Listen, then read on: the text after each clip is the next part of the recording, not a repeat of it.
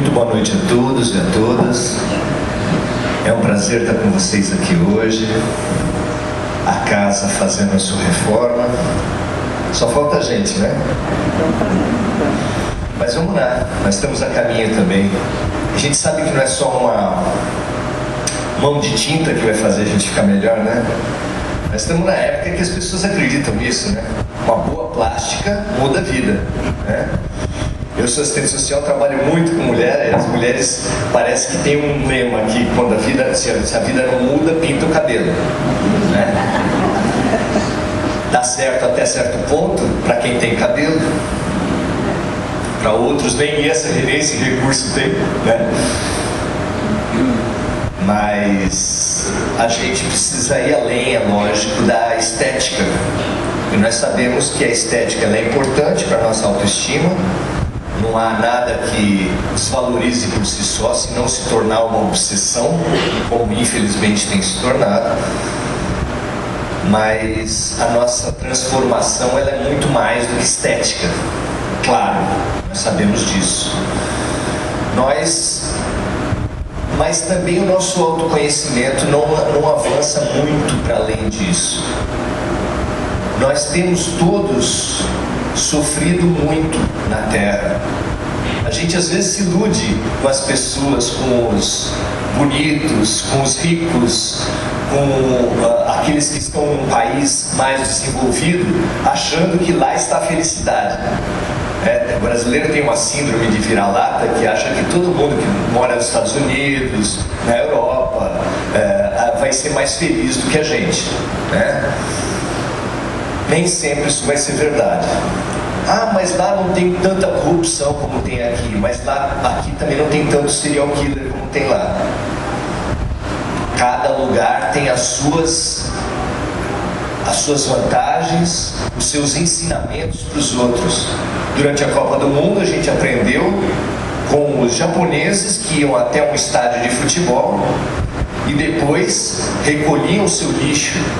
A gente aprendeu com os ingleses que mesmo sendo eliminados na primeira fase, na fase de grupos eles foram eliminados, e no último jogo eles se ergueram, quando o seu país estava sendo eliminado, eles se ergueram para cantar o hino com maior orgulho, porque era o seu país que estava lá. A gente saiu bem depois da Copa do Mundo, nós avançamos bem mais que os ingleses, e o nosso sentimento é de derrota. Mas é porque a gente perdeu de 7-1. Mas e se a gente fosse para a semifinal e perdesse na semifinal? O sentimento também não ia ser de derrota? E se a gente fosse para a final e perdesse a final? O sentimento não ia ser de derrota? O trauma que foi a gente perder aquela final de Copa do Mundo contra o Uruguai foi por 7-1? Não. Mesmo assim a gente se sente humilhado, derrotado. Será que tem lição no meio disso? Ou veio à toa? Vocês acham que o diretor da escola Terra manda algum professor à toa para os seus alunos?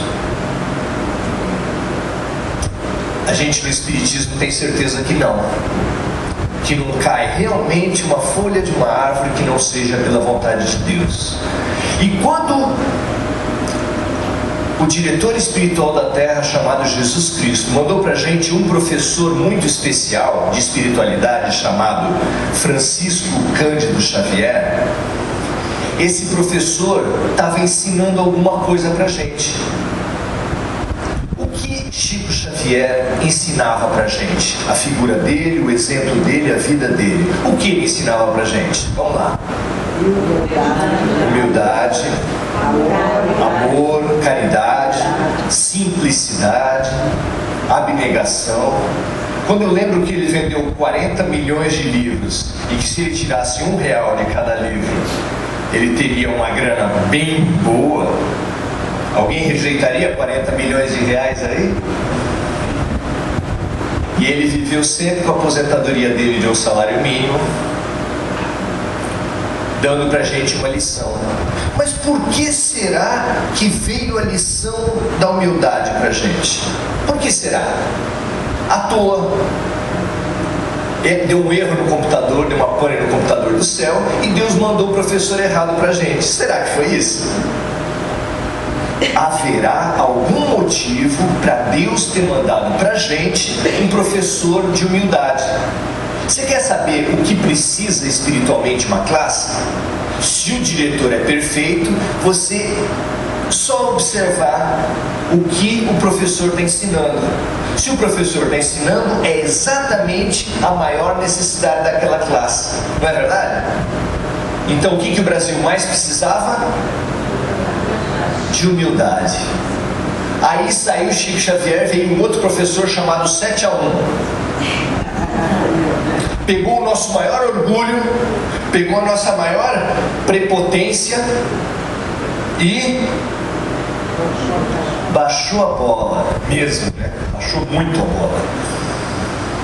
Será que a gente está precisando de humildade, gente?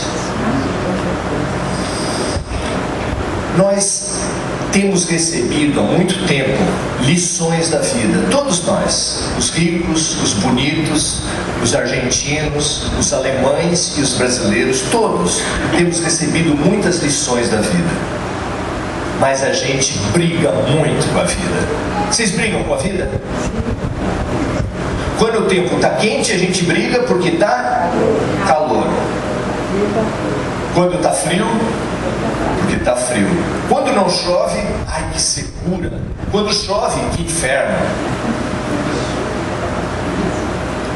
A gente briga com tudo. Os solteiros acham que a vida de casado é que é bom. Puxa, nunca vou ficar sozinho, sempre vou ter uma pessoa do meu lado. E os casados acham que quem é feliz? O solteiro. As mulheres acham que é bom ser homem, porque tem uma série de desvantagens. Os homens, hoje em dia, já estão pensando como é bom ser mulher. Já tem pesquisas que falam de meninos que sentem culpa por ser homem. Tudo quanto é notícia que tem sobre violência, sobre dificuldades na sociedade, está sempre atrelado ao homem como causador. 90% da população carcerária é masculina. 90% dos garotos problema são masculinos. 75% dos usuários de droga e dos traficantes são homens.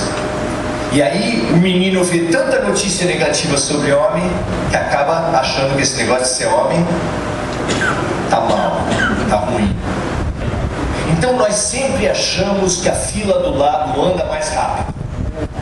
E não adianta mudar de fila porque a lei permanece constante. A vizinha, a mulher do vizinho é mais bonita que a nossa, a grama do vizinho é mais bem aparada, a cidade, o país, o presidente do vizinho, tudo é melhor do que da gente. Será? Nós temos que começar a nos questionar, gente, porque se todos nós sofremos, nós precisamos entender e nos fazer a pergunta: será que tem sido bom para mim? Será que tem me satisfeito? Será que tem me melhorado brigar com a vida? Será que tem feito me ajudado de alguma forma eu brigar com a vida? Talvez não. E se não, a gente precisa passar de paradigma, passar de ponto de vista.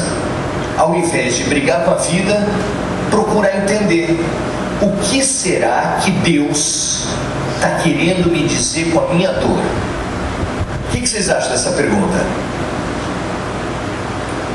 Porque se tudo tem um sentido, você precisa entender qual é o sentido da dificuldade que você está passando. Porque o que acontece com o aluno que não aprende a lição que está sendo proposta para ele? O que acontece com o aluno? Repete de ano. Terá notícia mais chata para todos nós que sofremos do que saber que nós vamos ter que passar pelas mesmas dores? Para você que sofre, não haverá nada mais desesperador, certamente, do que você saber que vai ter que passar por tudo de novo. Não é verdade?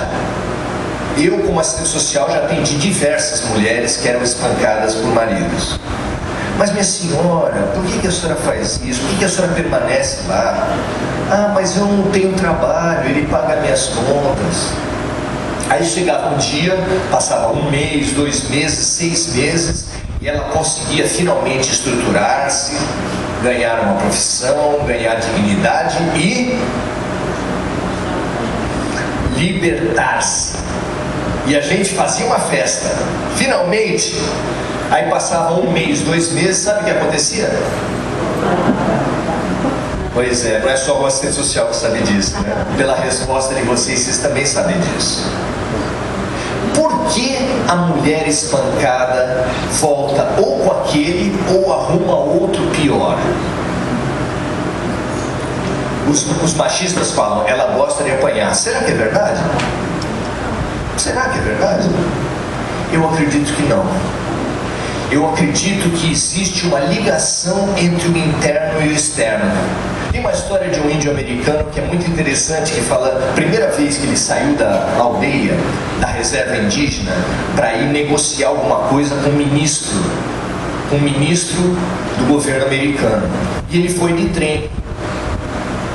Muito assustado, chegou na estação, todo mundo desceu e caminhou, e ele desceu e ficou parado na estação. Passou 5, 10, 15 minutos, o pessoal voltou, mas cacique, o que aconteceu? Por que o senhor está aí parado?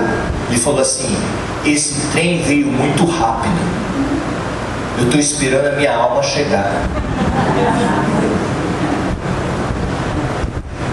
É quase uma piada pra gente, isso era o tempo do trem. Aquele trem, imagina se fosse o trem bala, imagina se fosse o avião, os nossos carros mesmo.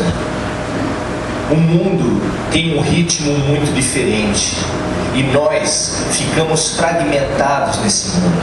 Nós precisamos entender, dentro do que nós somos, dentro do mundo que a gente vive, aonde está a origem dos nossos problemas. Onde será que está? Por que nós sofremos tanto? É muito interessante a gente pensar isso. Tem um ditado que fala assim, diga-me com quem andas, eu te direi quem és. No Espiritismo a gente amplia um pouco esse raciocínio. A gente fala assim, diga-me o que sentes, diga-me o que pensas, e eu te direi com quem andas. E eu te direi quem és. Nós temos vários seres dentro de nós mesmos e há uma quase que completa incongruência, desarmonia entre os vários seres. Você acha que você faz tudo o que você fala? Você acha? O pai bêbado encontra com o filho alcoolizado e fala para ele assim, para de beber, o álcool não leva a nada. O que você acha disso? Ele vai ter moral para promover uma mudança na vida do filho? Ele tem condições de fazer uma mudança? Você também não tem condições de fazer uma mudança na medida que você sinta uma coisa, pense outra, fale outra e haja de uma maneira diferente. Nós não temos como promover mudanças e ter harmonias, que é o que a gente tanto quer. Nós nunca vamos ter harmonia nas nossas vidas externamente se essa harmonia não estiver dentro de nós. Essa é uma das verdades mais antigas do esoterismo, do espiritualismo, que também é confirmada no Espiritismo. Se nós não estivermos integrados internamente, a nossa vida vai ser uma guerra constante, vai ser uma desarmonia constante. Não faz sentido isso para vocês? A origem, aonde está a origem dos nossos problemas? A psicologia fala que nós temos realmente várias dimensões, que a mente humana tem várias dimensões. Uma delas é o consciente. É isso que a gente pensa que somos nós. É o que você fala, o que você pensa, é o que você age. É esse ser mais superficial. Mas ela fala que quase que debaixo do consciente tem o subconsciente. E por baixo do subconsciente tem o inconsciente. E cada um deles fala uma linguagem. Tem um livro muito conhecido chamado O Corpo Fala. E é muito interessante porque às vezes uma pessoa está falando com você assim de lado e fala assim: não, tudo bem, eu quero sim. Mas ela já está com o pé dela e com o corpo dela todo olhando para o lado. Você já conversou com uma pessoa que você está conversando com ela e o olho dela está para outro lugar? O nosso corpo fala. Nós temos várias dimensões dentro da gente e cada uma diz uma coisa. Cada uma diz uma coisa. Nós nos fragmentamos. Cada um de nós, cada parte de nós está num lado. A gente não costuma falar: eu estava com a cabeça longe. Você foi decapitado? Você foi decapitado? O que quer dizer estar com a cabeça longe? A gente sabe. O corpo está no lugar, mas a alma não chegou no trem ainda. E a gente ri do índio, mas ele é um sábio. Outra história de índio, também dos Estados Unidos, fala de uma repórter que chegou para um índio e falou assim: como é que a sua cultura compreende o ser humano?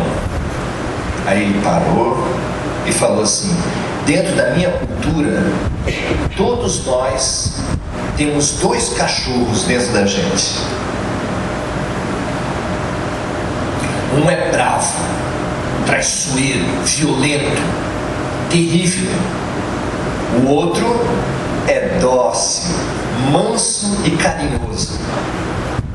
O repórter, conforme ele foi falando, foi arregalando o olho. É? E qual dos 2 vai prevalecer? A resposta dele é preciosa: aquele que eu alimentar. Aquele que eu alimentar. Essa cultura que muita gente fala de índio, coisa de índio, que a gente acha tão primitivo. Será que eles são tão primitivos assim, gente? Quando você vê os romances espíritas das fazendas antes da abolição, as fazendas escravagistas, quem era o ser mais evoluído de uma fazenda escravagista? O senhor de escravos, era ele? O capataz era o mais evoluído espiritualmente? O mais evoluído era o senhorzinho que ia até a Europa estudar direito, em Londres e Paris, era ele? Quem era o ser mais evoluído de uma fazenda de escravos? O preto velho. O preto velho, que não sabia escrever uma linha, mas que quando tinha algum abalo diferente na família do senhor de escravos, era para ele que ele apelava, era para ele que ele mandava. Por quê? Porque para além das aparências, para além desse ser de aparências que nós costumamos viver, que é o ambiente em que a gente costuma viver, existem verdades mais profundas. E o Espiritismo vem se somar à psicologia. Como é que o Espiritismo se soma à psicologia? Isso não é um seminário, né? Ou da vida toda da gente, mais que um seminário. Mas vamos nos aventurar a falar isso rapidamente. Todos nós sabemos, na prática, e alguns de nós questionamos muito isso, que quando a gente reencarna, a gente deixa de lembrar as coisas da vida passada. Isso quer dizer que tudo foi apagado de você? Tudo que você sabia foi apagado de você? Como entender os gênios precoces? Mozart, aos 6 anos de idade, compôs uma sinfonia. Sabe você o que é compor uma sinfonia? Fazer a partitura para 40 instrumentos, diferentes partituras para 40 instrumentos, harmônicas entre si. Você está afim de fazer isso agora? 30 30, 40, 50, 60, 70 anos. Ele fez aos 6. Como é que ele fez isso? Ele fez porque ele lembrava. Porque ele lembrava como é que era. Porque ele já trazia isso de outras vidas. Então a gente não esquece completamente? Pois é. Soma-se o espiritismo com a psicologia para dizer que nós guardamos no nosso inconsciente a memória de todas as vidas passadas. E é por isso que às vezes você que nunca fez teatro, tem lá uma dinâmica de grupo no seu trabalho, e eles fazem uma esquetezinha, um teatrozinho, chamam você, você vai lá e faz o seu papel de uma maneira maravilhosa, e as pessoas falam: nossa, você é artista, hein? E você fala: eu nunca fiz um ensaio, nunca participei de nada. De onde veio o teu talento? De onde vêm os talentos inatos? De onde vêm os sofrimentos precoces? Que as crianças são abusadas sexualmente aos 4 anos de idade? De onde vêm as doenças congênitas, que uma criança vem com paralisia infantil, com portadora de paralisia cerebral, na própria barriga da mãe? Aonde foi que ela errou? Aonde foi que ela se equivocou para ter como consequência uma vida tão difícil? Se ela nunca errou em nada, Deus não é justo. Se Deus não é justo, Deus não é Deus. Porque se Deus não é justo, não existe Deus. A única alternativa racional que sobra para a gente é: toda causa, todo efeito pressupõe uma causa, e tudo que não teve como causa essa vida tem que ser de uma outra vida. É claro. Então tudo que a gente fez de bom, que desenvolveu os talentos, e tudo que a gente fez de equivocado e que vem precocemente nas nossas vidas, especialmente isso, mas também as coisas que vêm por acidentes inexplicáveis, por doenças para as quais você não colaborou, tudo isso que vem como fato inevitável é evidentemente um retorno de outras vidas, assim como as simpatias e antipatias gratuitas. Você já teve alguém que não vai com a sua cara e você não sabe nem porquê? Isso já aconteceu com você? Não conheço, nunca vi, mas não gostei. Acontece? E de onde vem? Tem gente que encontra com a gente em ônibus e começa a falar da vida, já confia tudo, e vai e fala: não, meu marido, porque não sei o que, ele fala que está apanhando, da vida sexual, fala de tudo. Por quê? De onde vêm essas simpatias? São muitos os fatos que nós ignoramos porque a gente não quer ver. Porque é claro que a explicação de tantos fenômenos se dá exatamente pela complexidade da mente humana e pelas vidas sucessivas. Nós temos um depósito dentro da gente, que cada vez que a vida chama uma lembrança, chama uma capacidade, ou chama um sentimento, ele aflora do nosso inconsciente para o nosso consciente. Porque a mente da gente é parecida com aquelas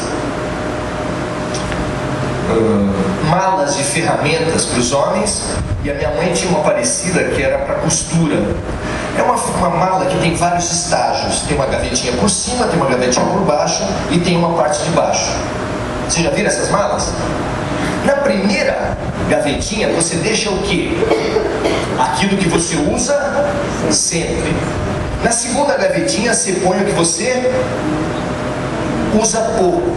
Na terceira, aquilo que você quase não usa. A nossa mente é assim.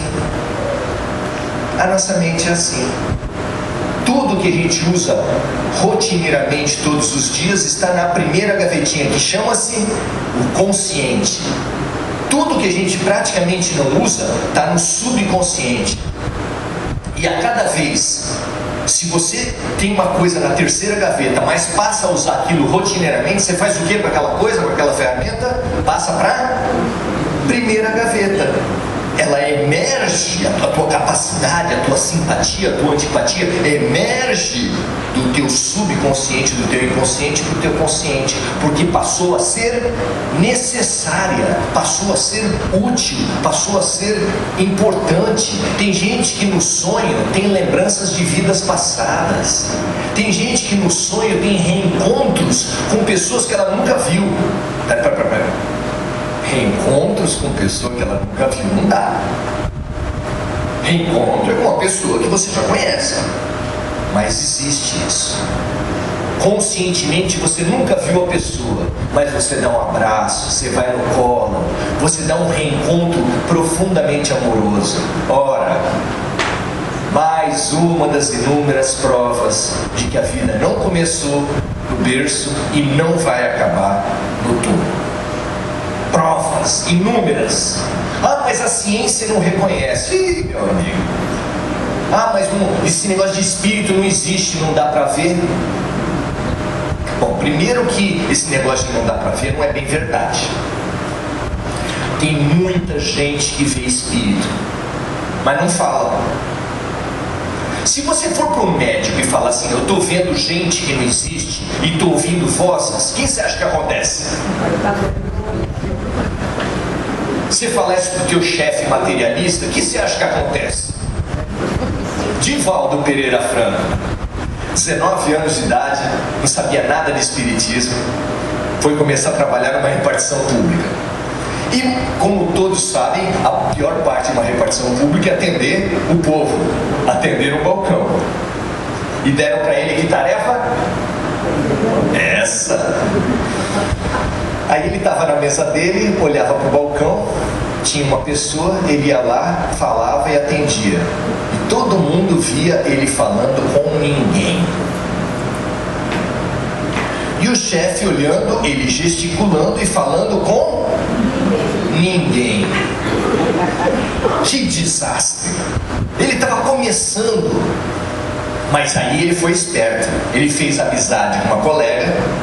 Isso tudo, gente, porque ele não conhecia nada, ele não conhecia sobre mediunidade. Ele tinha mediunidade, mas não sabia o que fazer com isso, é claro.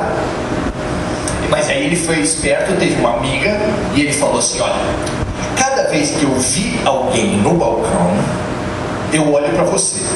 Se tiver alguém de verdade, você faz assim. Se não tiver, você faz assim. Tá bom? Tá bom, deu certo. E foi, beleza. Mas existe a falta abonada. E a colega dele tirou falta abonada num certo dia. E aí aparece gente no balcão. E ele: o que eu faço? Foi lá e começou a atender. Não, porque eu sou aqui beneficiário. Era um instituto de previdência do servidor público. E veio lá aquele senhor pedindo para ele para alterar o beneficiário da pólice dele. E ele: tá bom. Foi lá, pediu a ficha, nome completo e tal. Eu estava vendo, daqui a pouco chega o chefe do lado dele: seu Divaldo, fazendo o quê? Estou atendendo o moço. Que moço, seu Divaldo? Não tem ninguém aí. Tem um moço que ele está me pedindo para atender. Eu até peguei a ficha dele agora. Mas não tem ninguém. Ele está falando dados aí sobre a ficha dele. O senhor quer conferir? E aí ele começou a falar os dados da ficha dele. E tudo batia. Aí o chefe foi ficando...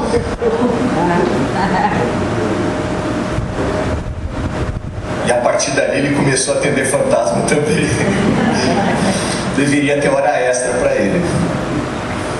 Por tudo isso é que a gente precisa entender que a gente vive em camadas da vida.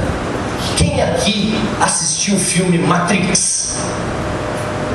O filme Matrix, ele é muito interessante porque ele conta a história, ele fala de um mundo em que você conhece o que as pessoas querem que você conheça, mas por trás desse mundo tem um outro mundo que quem manda na vida não quer que você conheça. É muito interessante esse filme.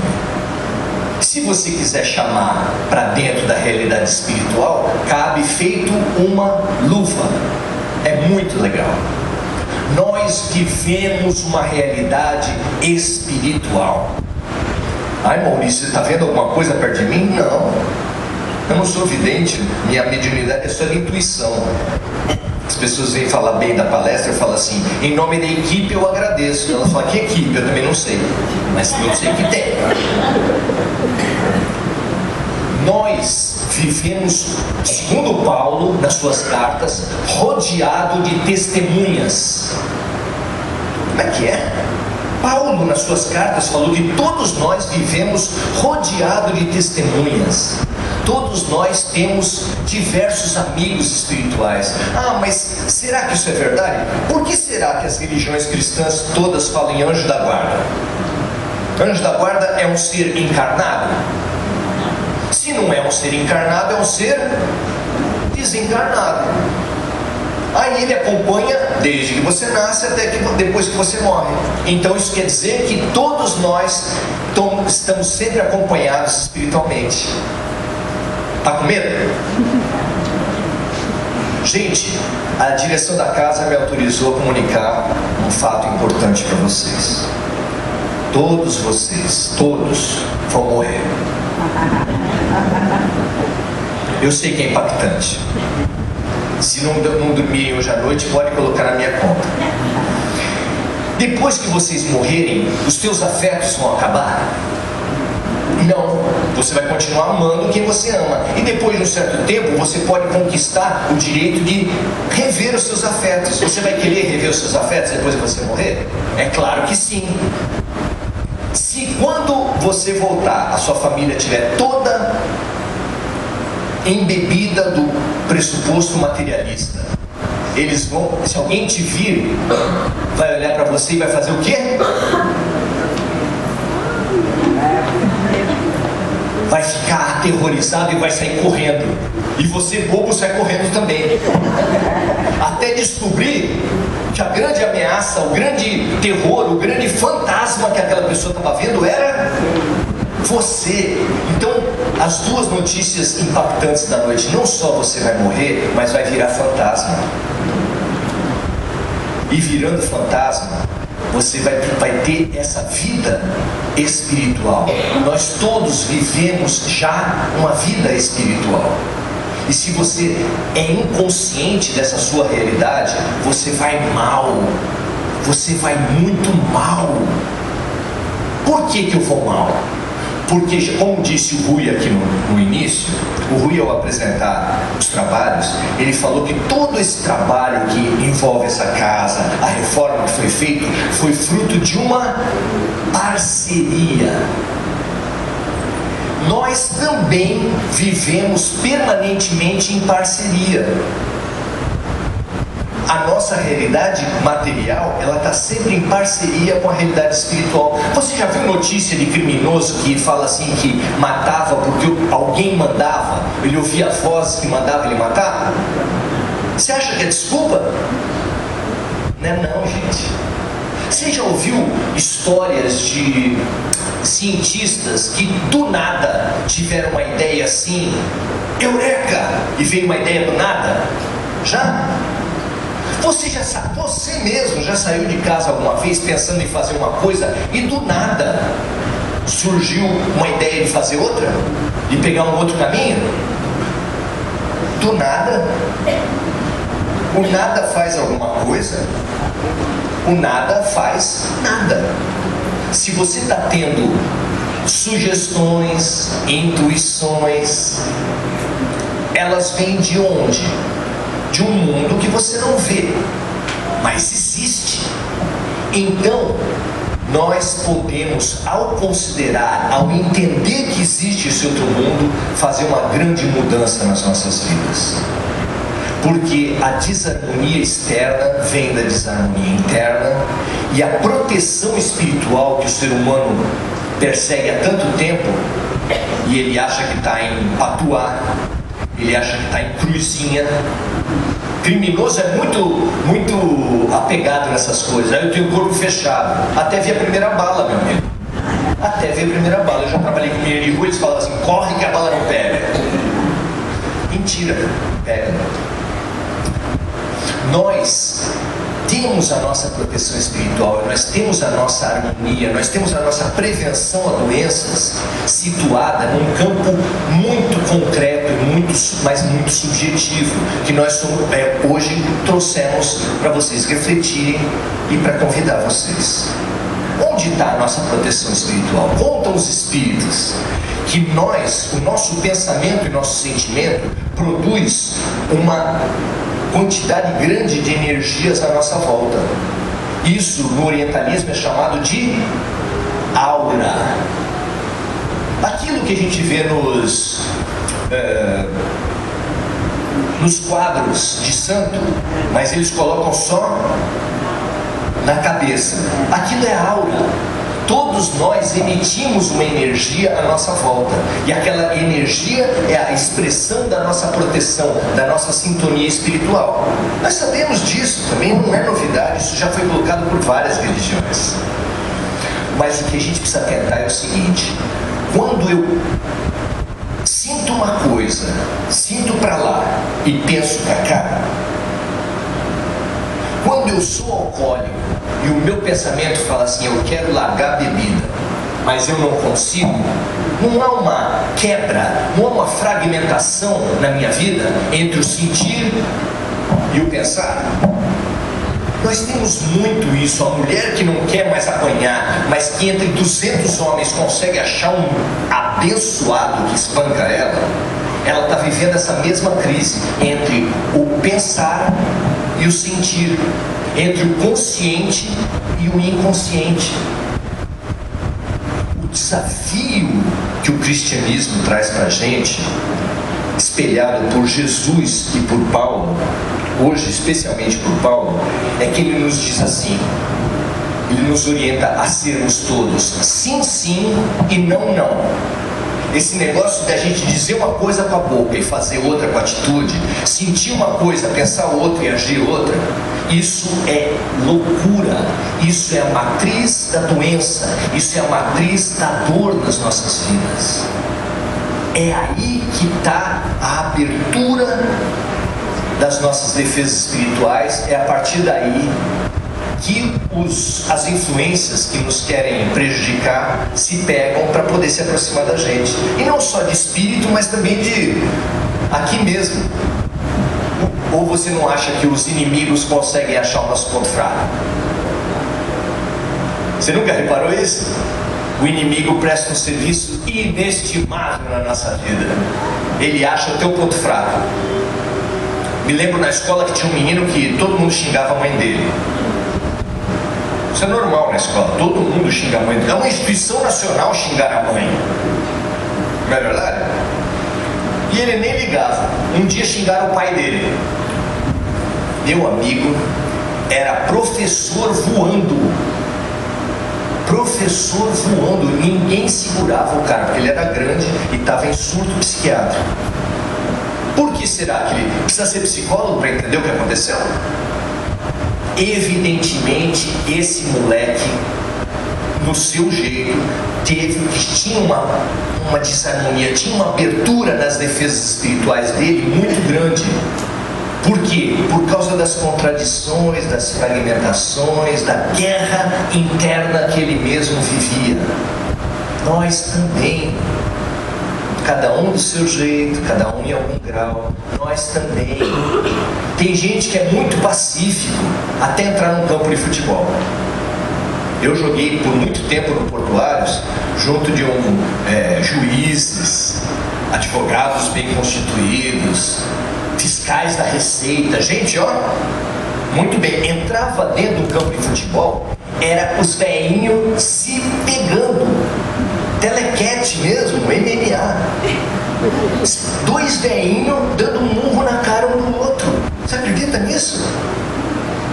Duas mulheres tranquilas, se dão muito bem, aí resolvem cozinhar junto. O momento, o tipo do tempero que tem que colocar, se lava a louça logo depois que suja, essas coisas menores vão provocando uma desarmonia muito grande. Nós somos vários. Se você perceber isso, você começa a buscar a tua integração. Sejamos sim, sim e não, não. Sejamos coerentes. Que fale a nossa boca o que fala o nosso coração. Que fale a nossa boca e o nosso coração como falam as nossas atitudes. Ah, ok. Mas como chegar nisso? Mas concordem comigo. Localizar a origem dos nossos problemas, as más sintonias que nós estabelecemos, como a origem disso sendo nas nossas contradições, já é um grande progresso. Mas nós podemos ir mais do que isso. Podemos avançar para integrar os nossos seres, para transformar tudo num ser só. Como fazer isso?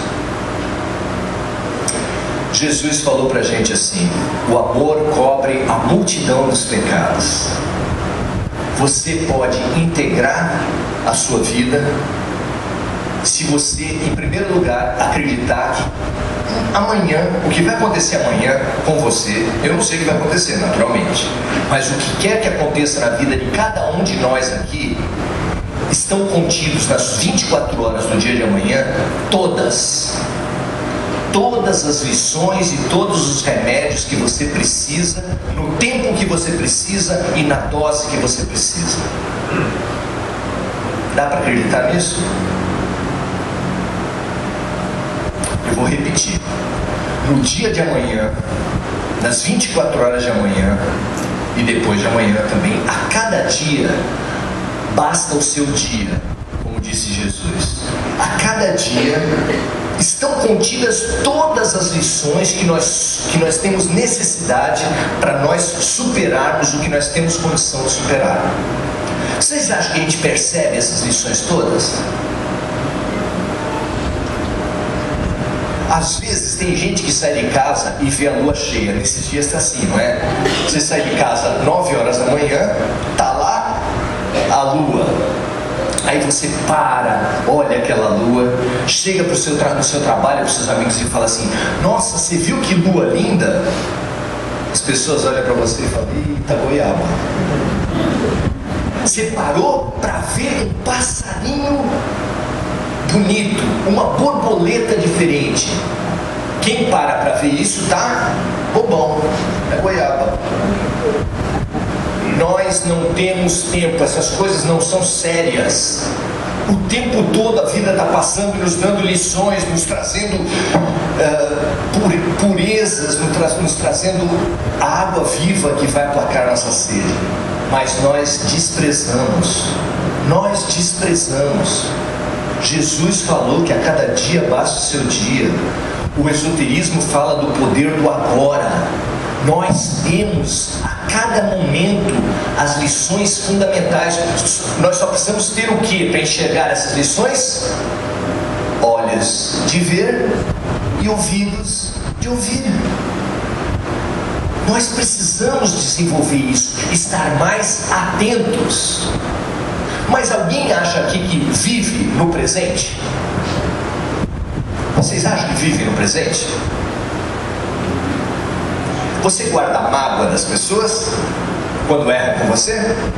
Não guarda mágoa nenhuma, perdoa imediatamente as pessoas, é assim? Não estou vendo asa por aqui.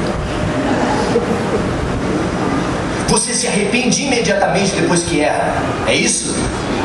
Se arrepende depois que erra e refaz e repara e conserta o que você fez, é assim?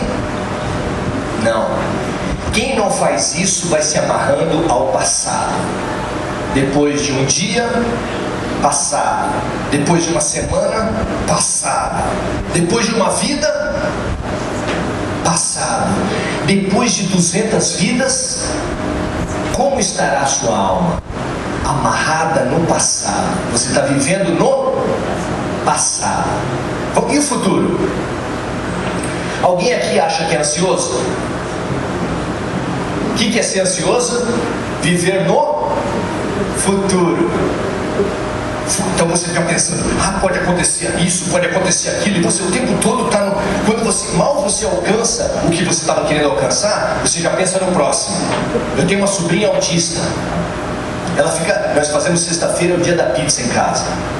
Ela fica a semana toda pensando na pizza, que pizza vai ter, como vai ser, se já vai estar, se está perto, e que ela quer a pizza. Chegou na pizza, antes de comer o primeiro pedaço, ela fala assim: tem sobremesa? Pois eu acho que ela é só uma expressão de nós. Vocês têm ansiedade? Quem aqui levanta a mão para falar que não tem nenhum traço de ansiedade? Vai! Nenhum traço de ansiedade. Mas quem não tem? Gente, se vocês estivessem daqui, vocês iam ver uma multidão que não levantou a mão. Nós vivemos no passado e no futuro. Nós não vivemos no presente. E por viver no passado e no futuro, nós desprezamos tudo que Deus, tudo que os nossos orientadores espirituais reservam para cada dia.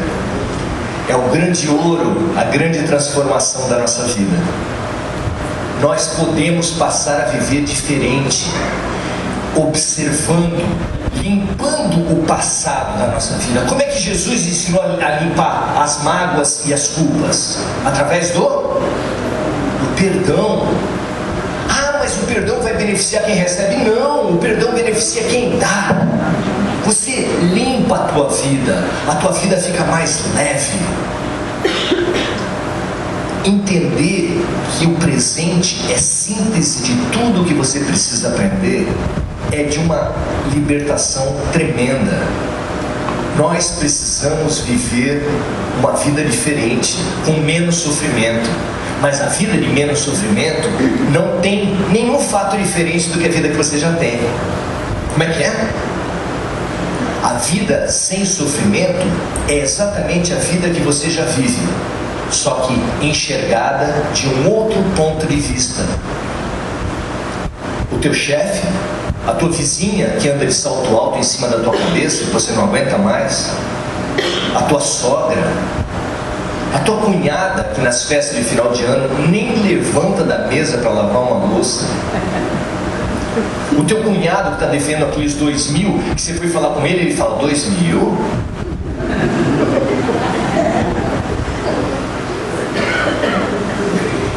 Todas as pessoas e situações que te incomodam são portadoras da tua lição mais importante, da tua lição própria.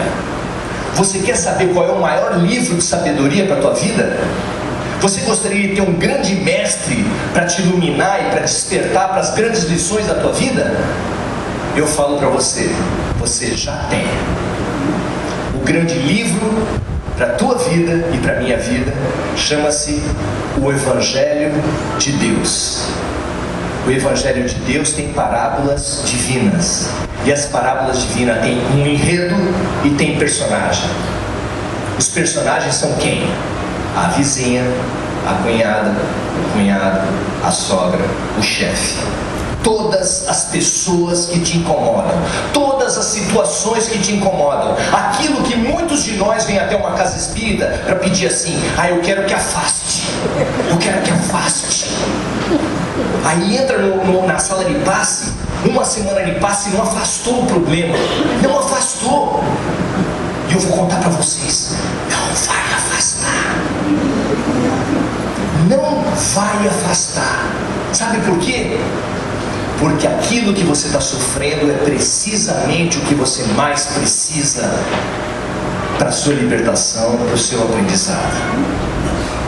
Os mestres e os livros são o aqui e o agora. Eu adoro aquela música do Gilberto Gil, para mim é um mantra que a gente deveria cantar sempre.